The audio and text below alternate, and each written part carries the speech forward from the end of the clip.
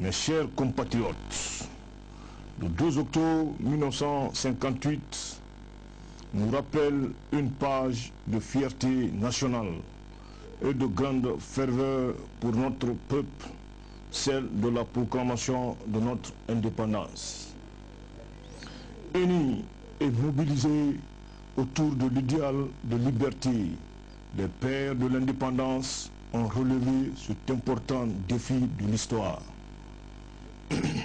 Aujourd'hui encore, les valeurs qui les ont guidés et éclairés dans leur action, à savoir le patriotisme, l'unité de la nation, la grandeur de notre pays, le sens du devoir et de la responsabilité, constituent pour nous et en un moment où notre pays se trouve à la croisée des chemins, un précieux héritage.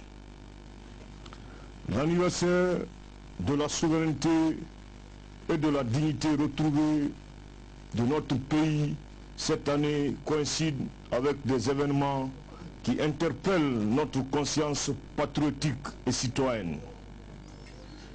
Dans le recueillement et la sobriété que nous impose une douleur trop récente, nous avons vécu le triste anniversaire de la tragédie du 28 septembre 2009. Je renouvelle mes condoléances et celles de la nation à toutes les familles éplorées.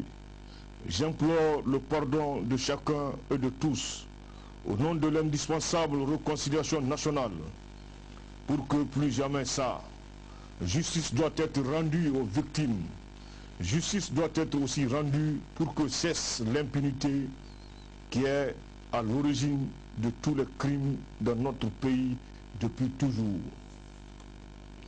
Mes chers compatriotes, nous célébrons aussi notre indépendance à la veille de l'organisation du second tour de l'élection présidentielle du 27 juin dernier. J'attends la proposition officielle et ferme de la Commission électorale nationale indépendante, CENI, pour appeler aux urnes les Guinéens impatients d'élire leur président, tant il est vrai qu'ils l'ont déjà trop attendu.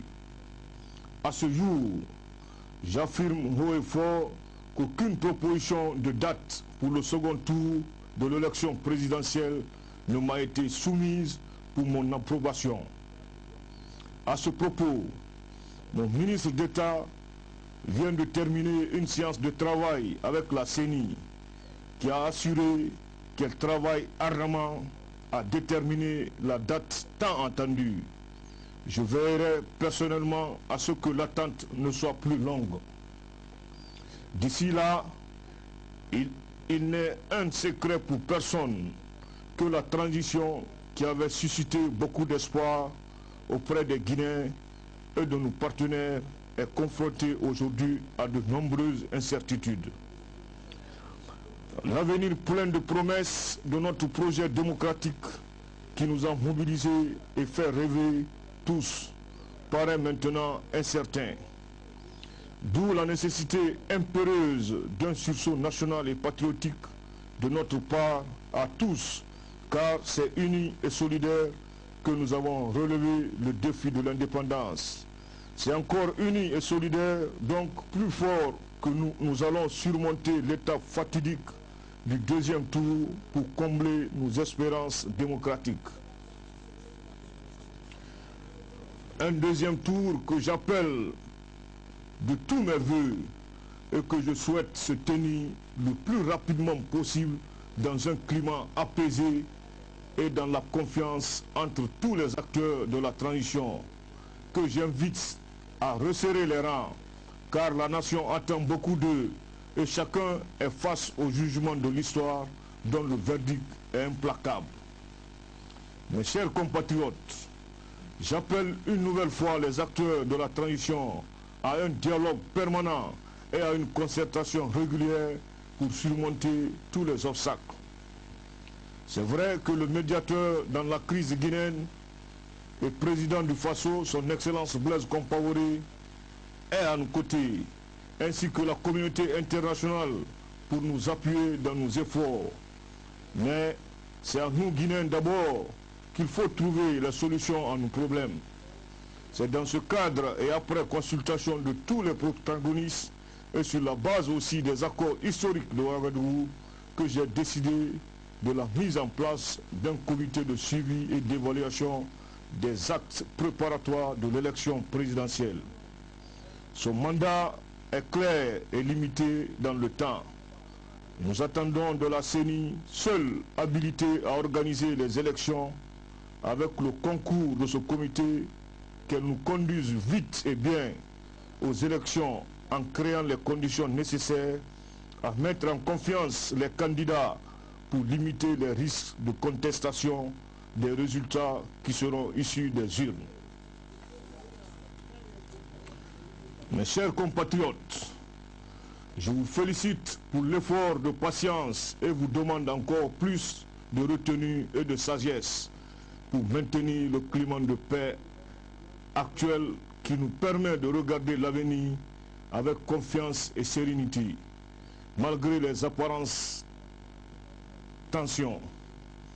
La Guinée se fera avec tous les Guinéens condamnés à vivre dans la même société comme ils l'ont toujours fait, par une parfaite intégration de toutes les communautés. Ensemble, nous avons fait face à tous les défis, surmonté toutes les difficultés. Le malheur nous a unis. Ce n'est pas le bonheur qui nous divisera.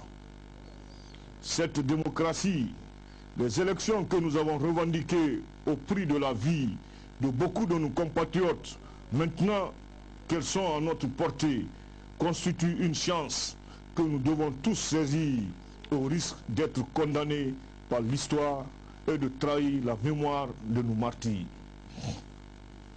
J'appelle chaque Guinéen dans son comportement et ses propos à œuvrer pour la paix, la tolérance, l'unité nationale, pour que la Guinée demeure une et indivisible et les Guinéens continuent à vivre en frères et sœurs unis pour toujours.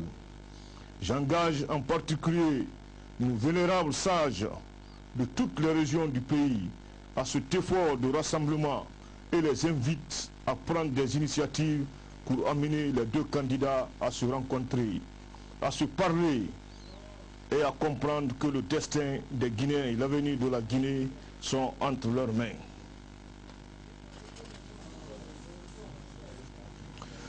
J'appelle les jeunes et les femmes qui sont les couches vulnérables, donc les plus exposées à la violence et à ses conséquences, à se mobiliser pour la liberté et la démocratie, et en faveur d'une forte sensibilisation pour des élections paisibles et libres.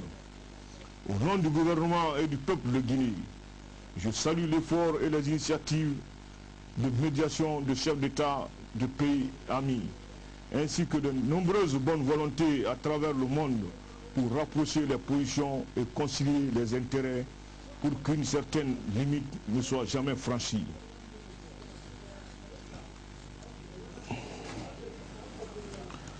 Mes chers compatriotes, personnellement, je me propose de rencontrer les deux candidats qualifiés pour le second tour de l'élection présidentielle afin de discuter avec eux des élections, mais surtout d'une possible collaboration pour rétablir la confiance dans la transition et aussi pour prévenir les violences.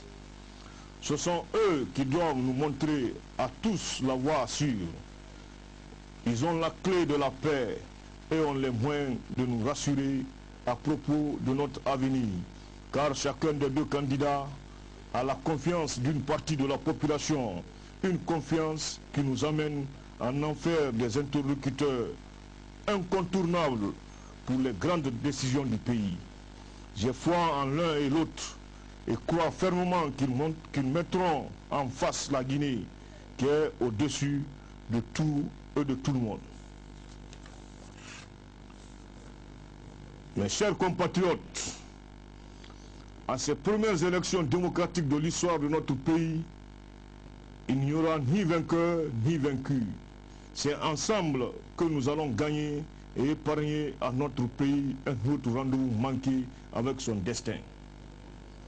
La victoire de l'un n'est pas la défaite de l'autre, car celui à qui les Guinéens accorderont leur confiance à l'issue de l'élection présidentielle a le devoir de faire appel à tous les autres qui, à leur tour, ont la responsabilité de répondre à une main franchement tendue.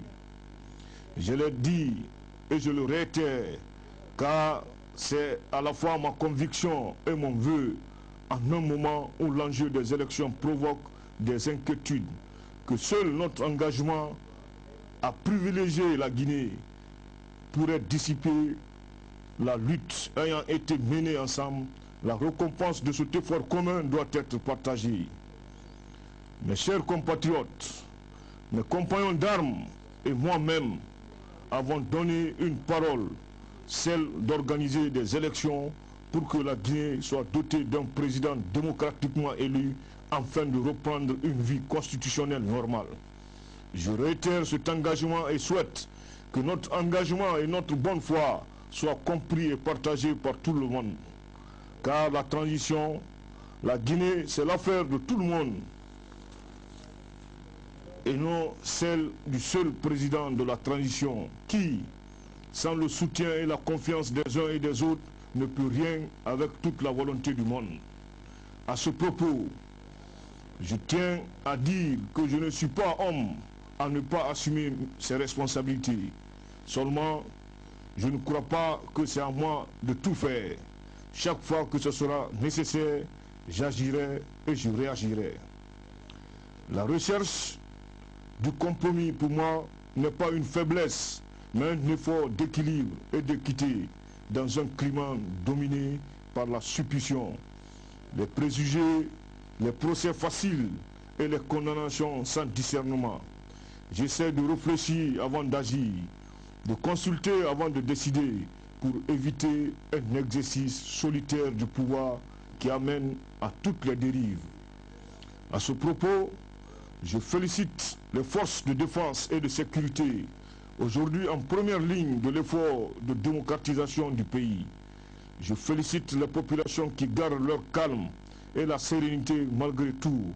Je remercie la communauté internationale pour son appui constant et sa confiance totale. Je suis convaincu que notre détermination et notre engagement à tous permettront de dominer les passions, de vaincre les peurs et les hésitations pour sortir d'une transition qui a duré plus que prévu, mais surtout pour construire un grand destin pour une Guinée qui, après 52 ans d'émancipation politique, est appelée à tirer toutes les leçons de son histoire afin de ne pas compromettre son avenir en réalité. Celui de chacun d'entre nous, un avenir qui sera ce que nous voudrons et ferons aujourd'hui à ce tournant de la vie de notre nation. Vive la République, que Dieu bénisse la Guinée et les Guinéens. Vive la démocratie, je vous remercie.